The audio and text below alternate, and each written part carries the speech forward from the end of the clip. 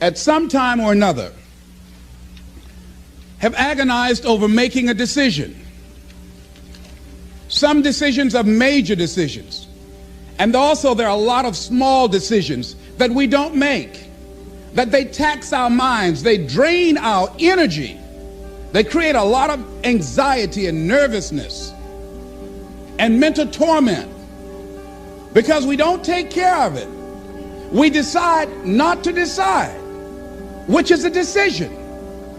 Deciding to decide, to act, is a major, major challenge for all of us at different points in different areas of our lives. And there are things that happen to us along the way, experiences that we have that prevent us from working through the mental block of acting, of doing those things that we know we ought to do. And so what I want you to think about is, what is there that you know you need to do, that you want to do this, but for some reason or another, you've been holding back. For some reason or another, you just have not been able to gather your nerves or be able to work through the procrastinating or putting it off or justifying or blaming. Some reason or another, you just haven't done it. And you know you ought to do this. You really want to do this, but you don't know why you haven't done it. Because in order to begin to reinvent your life, you've got to make a conscious, deliberate, determined effort. That you really have got to put all of yourself into it. It's very challenging to act, to do those things. There are times when you're looking at it and you say, I know I need to do this, but I don't feel like it. I don't want to do it. I know I need to do it, yet leave me alone. No. I don't want to do it. So what do? What are those things that cause us to do like that?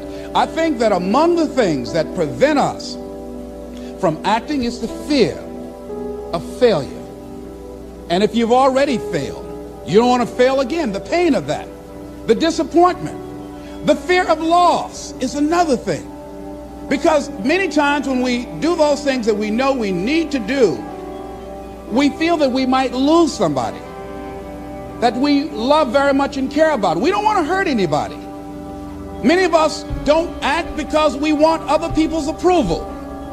We want everybody to like us and to accept us. And that's not possible. Many of us don't do the things that we want to do and don't act because of lack of self-confidence. We don't believe enough in ourselves. And so there are many reasons why we don't act. There are other things, though, that affect us. Is that not wanting to take personal responsibility. We want somebody else to do it. And many times we pick up our inability to do certain things from people that we love, people that we admire. What I'm saying to you is that as you begin to look out on your life, this is challenging. This is not easy acting.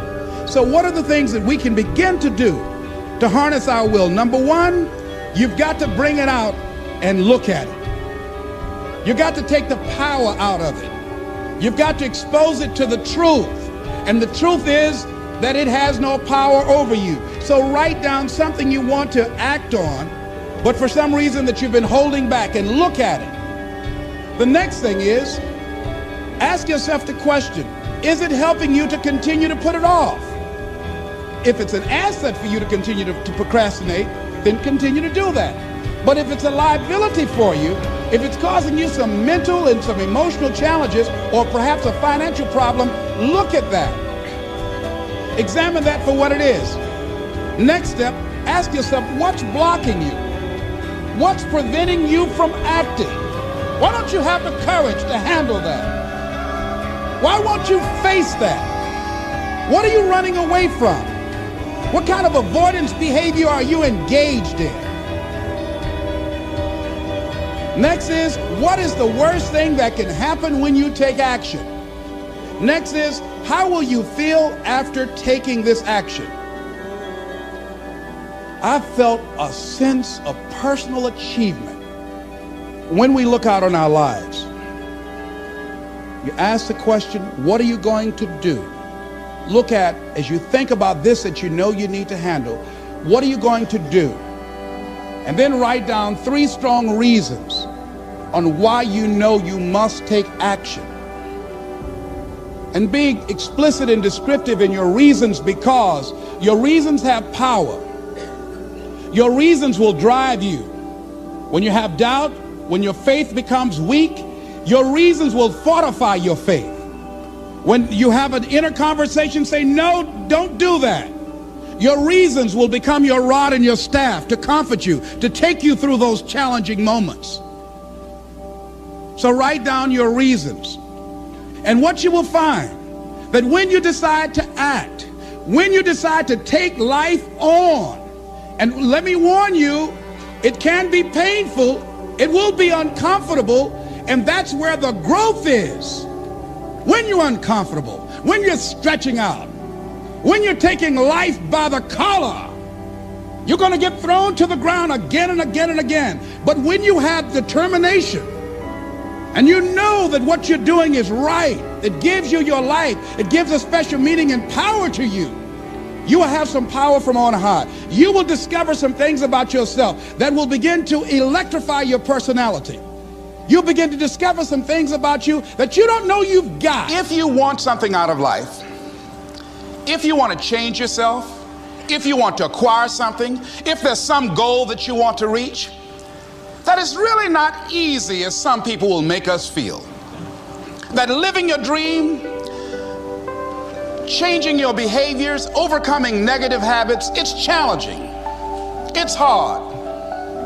That living alone is just very difficult. And once we begin to come to grips with the fact that living is difficult, life is very challenging. I heard a song once by a guy named Dimples called, "If it ain't one thing, it's another." I say to you, if it ain't one thing, it's 12 others. So how do we begin to nurture that hunger? What are the characteristics or the qualities of people that are hungry? What will it take for me to get some of the things that I want? And being hungry for those things, number one, you've got to work on yourself. It's very important that you engage in an ongoing process to develop you. Spend more time on yourself than what you've been spending. It's very important. You owe that to yourself. I was reading a book by Og Mandino called The University of Success. Read one line, gave me a chill. I didn't have to read anything else in the book. He said, many of us never realize our greatness because we become sidetracked by secondary activity. We spread ourselves too thin, don't know how to say no. And we find ourselves doing all kinds of things and never ever have time to do those things that we need to do to work on ourselves. And then there goes a second, there goes another second, there goes another second, and we can't stop and hold time. And before you know it, you wake up one day and you're behind on your dreams and your bills. So decide that you're going to take some time to work on you, that you deserve that from yourself, that your life deserves some prime time, because you are creating your own production. As Michael Todd would say, you are the star of your show. You are the director. You're writing the script.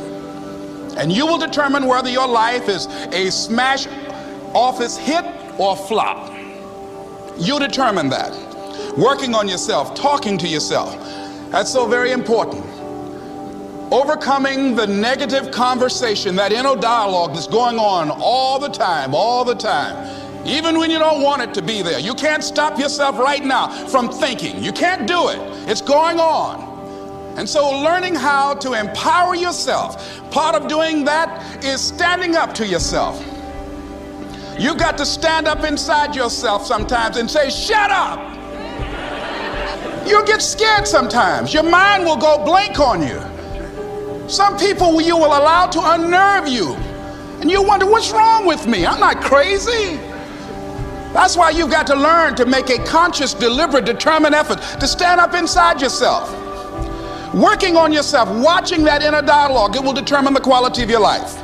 When you have something you want to do, if you don't develop the courage to do that which has been given you to do, and you spend a lot of time going around trying to convince other people or trying to get their approval, what will happen is that you will lose your nerve. And other people will convince you that what you're doing doesn't have any value, and you'll give up on your dream. One idea can turn your life around. Deciding that you're going to focus to develop your skills. Most people never develop their talents. They have skills and abilities, but if you don't nurture them, if you don't develop them, they will never serve you. Your gifts can take you many places if you develop your gifts. Most of us don't like to do those things that come easy to us. I grant you that your gifts will take you places that will literally amaze you. I grant you that if you begin to work to develop your gifts, you'll develop a strong sense of happiness. You'll get a larger vision of yourself, because part of beginning to get a larger vision of yourself, all of us need some area of our lives where we can have a feeling of competence. So you've got to work on it. When other folk are having a good time, you've got to have the strength of character to concentrate, to read, to digest information. If you decide in any particular area that you're concerned about, to make a conscious, deliberate, determined effort to read one book a month in that area, in 5 years, you'll be among the top 5% experts in the world. Decide that you're going to push yourself. Most people won't do that. Most people give up on themselves easily. You know, the human spirit is powerful. There's nothing as powerful. It's hard to kill the human spirit. The power to hold on in spite of everything, the power to endure. This is the winner's quality. The hunger, the ability to face defeat again and again without giving up. This is a winner's quality. You have that quality within you. When you're hungry, you don't care about the facts. You don't care about the odds. There's greatness in you. And you've got to learn how to tune out the critics outside and the critic inside. And since I'm going to do this, I'm going to harness my will. And I'm not going to let anything stop me. I deserve this. I'm going to do it until. If you want something, you have got to be relentless. You've got to learn how to become resourceful. You've got to learn how to become creative. When crises strike in your life, and in the Chinese language, crises mean danger, but it also means opportunity. And this is an opportunity for you to grow. And you've got to be so relentless, regardless of what comes down the pike, that you're always looking for a way to get over, always looking for a way that you can break through, always looking for a way that you can win, always looking for a way that you can strike a telling blow. Do you have the courage? Or will you die a dreamer? Will you die on the verge and on the edge and in the land of coulda, woulda, and shoulda? Do you have the courage? I'm going to drop something on you. It takes courage to be successful. It is far easier not to be successful. Misery will always have company. Success breeds contempt.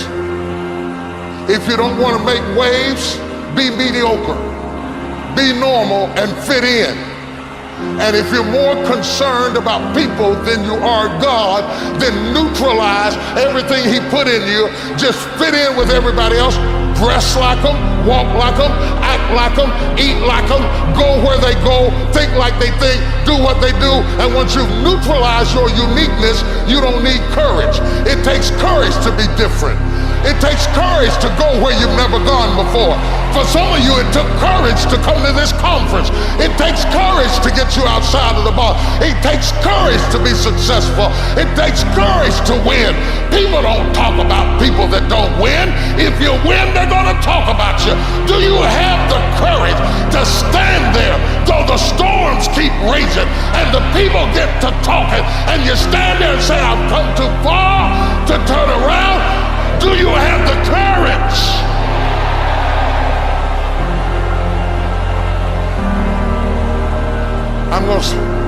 I'm going to say something to you. It takes courage to be exceptional. It takes courage to be wise.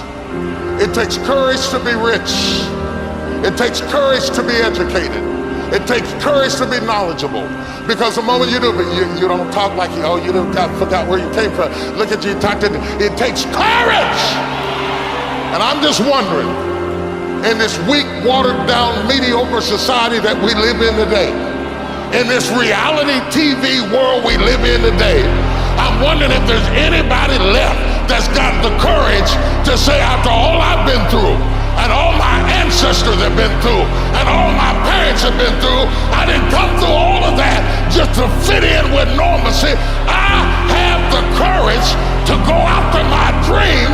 Is there a woman left in this entire Coliseum that's got something? And most people don't work on their dreams. Why? For many years I didn't. One is because of fear. The fear of failure. What if things don't work out? And the fear of success. What if they do and I can't handle it? The other thing is that most people, ladies and gentlemen, they get comfortable. They stop growing, they stop working on themselves, they stop stretching, they stop pushing themselves, and they end up becoming very cynical about life, and they throw in the towel on themselves, on their families, and on their dreams. And the other thing is that most people don't feel worthy. What I'm doing now, I could have been doing years ago. But because I did not have a college education, because I didn't believe in myself, because I allowed other people's opinion of me to control my destiny, I didn't act on my ideas. So I applaud you for your dreaming, for your running toward your dream. I applaud you for believing in yourself, because that's what life is about, stretching and challenging, looking for ways that you can begin to improve yourself.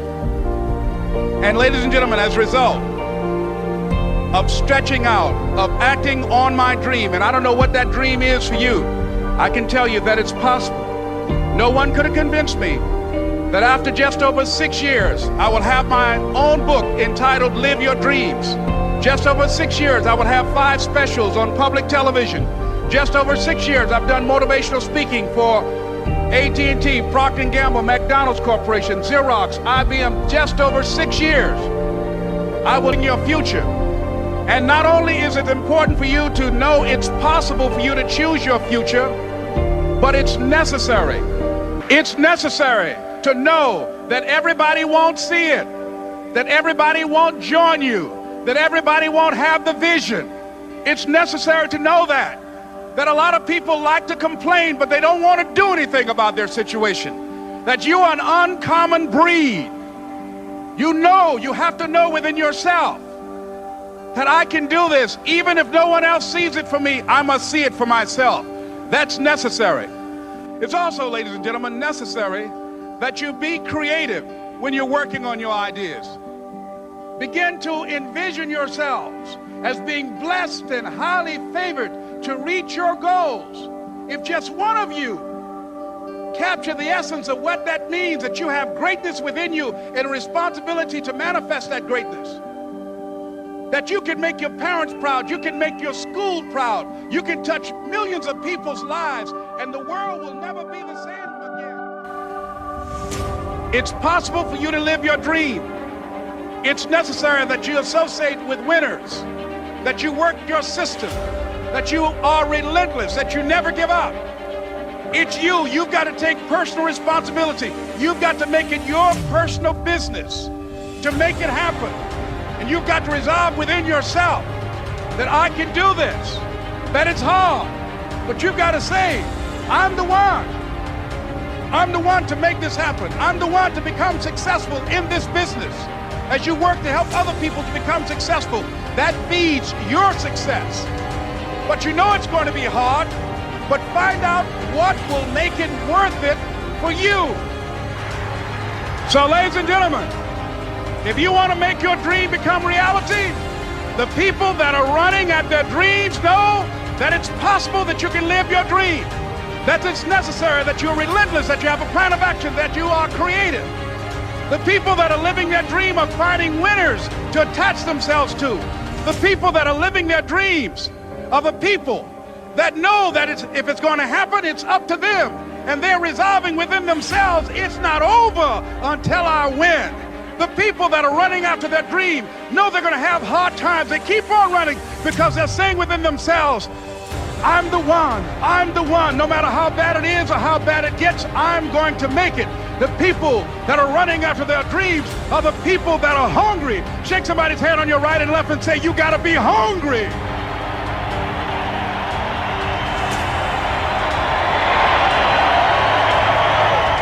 And as you run towards your dream, I want to dedicate this to you that I love very much. I want to thank Dexter and all of you. It's something that I'm known by. It's on our tapes called Choosing Your Future, and it says simply this, that if you want a thing bad enough to go out and fight for it, to work day and night for it, to give up your time, your peace, and your sleep for it, if all that you dream and scheme is about it, and life seems useless and worthless without it, and if you gladly sweat for it and fret for it and plan for it and lose all your terror of the opposition for it, and if you simply go after that thing that you want with all of your capacity, strength and sagacity, faith, hope and confidence, and stern pertinacity, if neither cold poverty, famish or gulf, sickness or pain or body and brain can keep you away from the thing that you want, if dogged and grim you besiege and besiege